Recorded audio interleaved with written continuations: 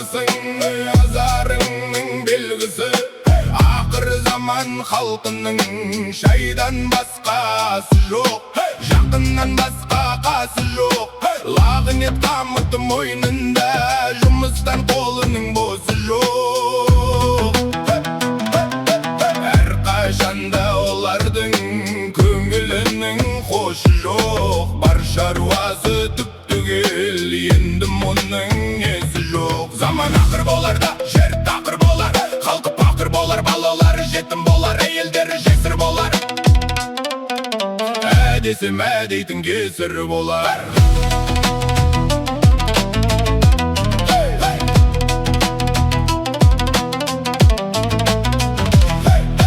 Бас қосылған жерлерде әйел жағы ден болар.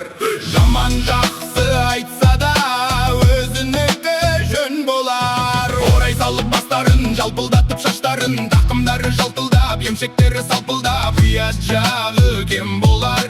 Сөйткен заман кез болса, түзелуі қиын болар. Азарсың жұртым, азарсың, азарыңның белгісіз.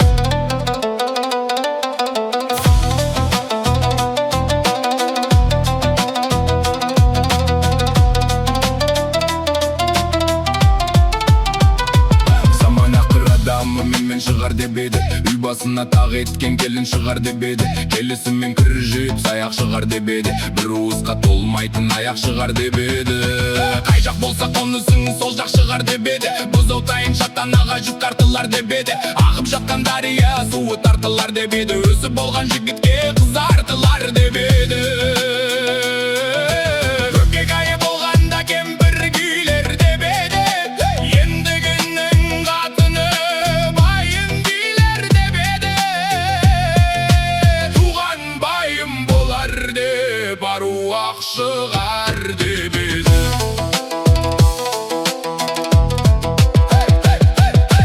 Сол аруақтың ішінен ыңғайы жоқ жаманның, пышағымен шақпағы қалып шығар деп еді.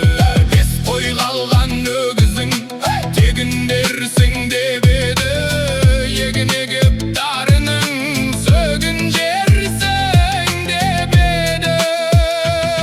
Жалаң аяқ шариптерін бегімдерсің деп еді, алысқа деген қамыстан үй шығады деп еді.